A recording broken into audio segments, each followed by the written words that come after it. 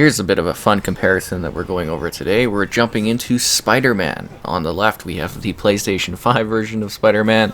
On the right, we have the Xbox Series X version of Spider-Man. So on the left, that is Miles Morales on the PS5 with the 60 FPS ray trace enabled performance mode at dynamic 4K. And then on the right, we've got 1080 at 30 FPS with auto HDR. The left does have HDR support natively as well. And yeah, that is the Amazing Spider-Man on the right side. So you might be wondering, what? Series X has a Spider-Man game? Yes, it does. Through the magic of backwards compatibility, you can play the Amazing Spider-Man 2 if you owned it prior, because it is no longer available. But yeah, on the left, obviously, you can tell that there's been some changes to the technology. I mean, I'm not sure if you can beat the stellar visual performance, quality, and experience that's available on Xbox for Spider-Man, but, on the left, they try their best, that's for sure. I mean, who needs ray tracing or modern realistic visuals in a photorealistic environment with graphical options for whatever type of performance and style you want? You want Spider-Man. That's right, he's amazing. See, on the left, it's just Miles Morales Spider-Man, or Spider-Man Remastered. On the right, it's the Amazing Spider-Man. It's so amazing that their bugle is still like, an actual paper and stuff. It's really quite intense. Obviously there's a great cameo in the right side as well, where you get to see Stan Lee in a bookstore, so that's quite something. We'll show that at the end of the video. But yeah, just kind of comparing the two games in regards to traversal, and obviously a little bit smoother on the left. You can notice a little bit more detail in regards to the buildings and the people and the cars and the reflections with the ray tracing and the depth of the environment and the improved textures and the decreased loading times and the decreased pop-in of textures, the more dynamic web swinging, the more dynamic density of people in the crowds, the different better cycles of day, night, weather variants. But on the right, he's got some quips. Yep.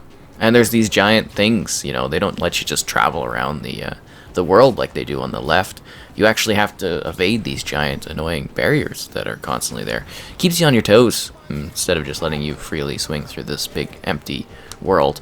On the left, there's also a lot more activities and things to do and characters to interact with, and a more developed story and less of a rushed environment as well. On the left, definitely something that's like a little bit more care. But on the right, this is a whole new next gen at the time Spider-Man game, whereas on the left, it's a next gen, but it's building off an established world of the last gen, so you got to give mad props there. And did I mention that the right one is amazing? Yeah, because it says it right in the title. Otherwise, you wouldn't know. It's actually double amazing because it's got the Amazing Spider-Man 2 in the title. In case you weren't aware of that, that's double the Amazing Spider-Man-ness, whereas the other one's just, Miles Morales. Actually, at the start, both of them have 2 times the Spider-Man, but on the left, they ship the other Spider-Man away. So, double the Amazing on the right. You only get half the Amazing on the left. And, definitely some very distinct worlds here. On the left, they do benefit from the Avengers Tower and the Roxxon Tower. But on the right, you do get the Oscorp Tower. So that's interesting to think about. Yeah. And you'll also notice, aside from the increased density, there's a lot more variation in the actual vehicles on the left. And they're more natural. It's not just buses and taxis on the right. So overall, one could say that they're very similar versions of Spider-Man. Obviously the power of the Series X is really powering one's dreams on the right here. Because this is the Spider-Man we're looking for.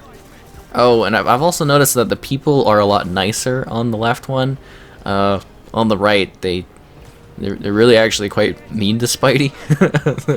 People have very not nice comments to say when you're walking down the street. So, if you want a mean comment simulator, the right Spider-Man is the way to go. If you want a friendly cool interactions. Everybody's happy to see you. On the left, that's where you're gonna get it on PlayStation. Obviously, both have a variety of costumes. I'd have to say the PS5 version seems to have some cooler ones and some newer ones, and a little bit more dynamic. And I gotta say, on the right, you've got like a regular warm day. On the left, it's a bit snowy. I guess if you went for the remastered version, though, it would probably be a regular day. Couldn't get my hands on that one because the convoluted store of the PlayStation 5 is just perplexing sometimes. But yeah, pretty cool, on the right. Definitely a rare Spider-Man game. You can't really get this one anymore. And on the left, very common, very available. Everybody that wants to enjoy the stellar experience that Miles Morales has to offer can do so. So I guess that makes the one on the right a bit more of a treasured gem of a forgotten time and era of Spider-Man. So that's pretty cool. And yeah, I gotta say the left one a little bit more distinct on the locations. I guess you could actually kind of get the gist that you're actually in New York. On the right, there's a couple landmarks, but it's a little bit harder to tell what's going on there. Oh, and this Spider-Man does like Far Cry healing, so that's pretty cool. You definitely don't see that in Insomniac Spider-Man. You definitely can't stand still and bandage up your Spidey arm in order to heal up. Old Far Cry maneuver. Yeah, I gotta say though, that left one, they really use lighting well, and the dynamics of the ray tracing really just make every scene come alive. And then you get the fluidity, no annoying orbs chasing you around. Obviously, you can't really see any popping or anything on the left too. You just kind of get a seamless world that you're swinging through. I thought this would be a pretty fun comparison, just seeing the how close these two are. There's not much of a gap there between Spider-Man options on either console. You can definitely get the whip swinger on the right. You're not left out, which is nice. If you can find a copy of this extremely rare title, but they're both taking place in the city. You get to visit and fight iconic Spider-Man enemies. Talk to Spider-Man characters. Both of them have alter ego situations that you can enjoy. I'd say on the right they hide the identity of Spider-Man a little bit better, but one could also say Miles Morales is just more trusting of everybody he knows, plot-wise. So yeah, definitely very similar games. Not a lot of gap between them. And I don't have much else to say other than that. I mean, we've gone over the technology, we've gone over the movement.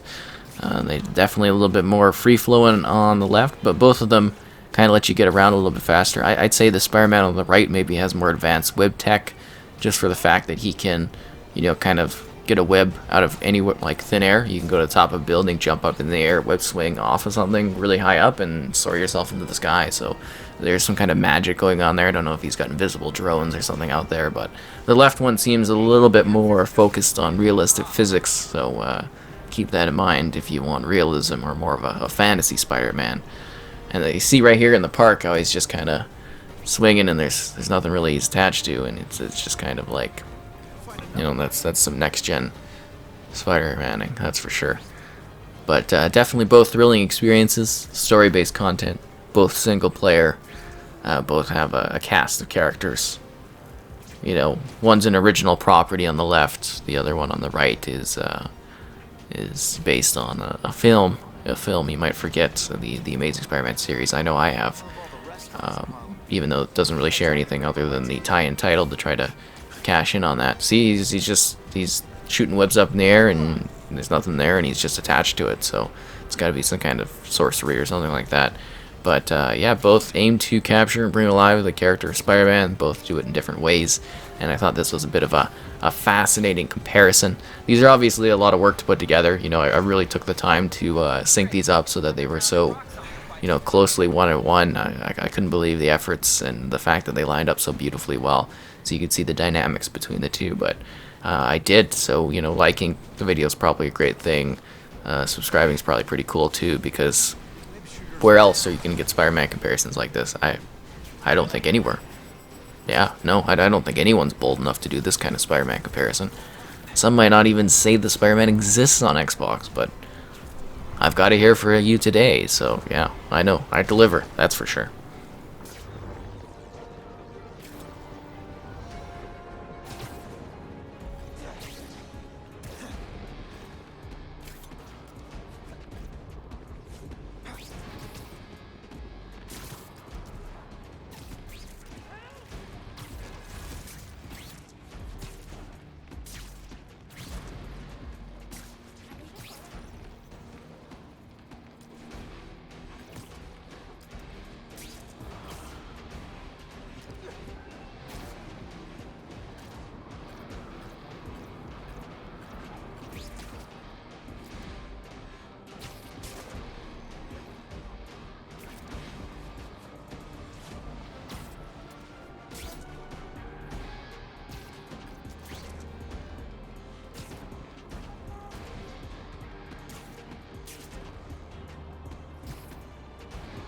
FYI, there's a helicopter out of control near you, according to the app.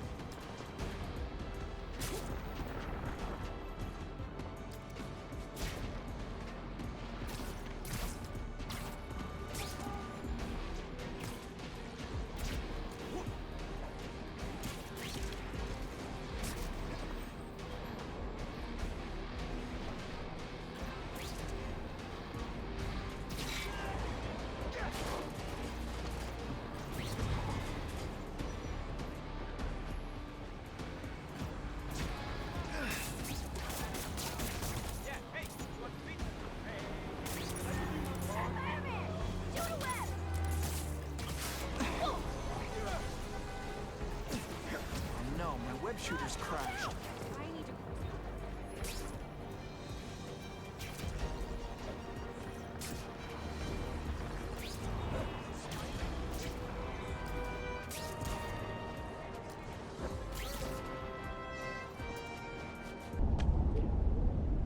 Hey, you worked with Whitney Chang, right? Is she single? You know, ask her if she'd be into a slightly older man with Burt Reynolds' looks.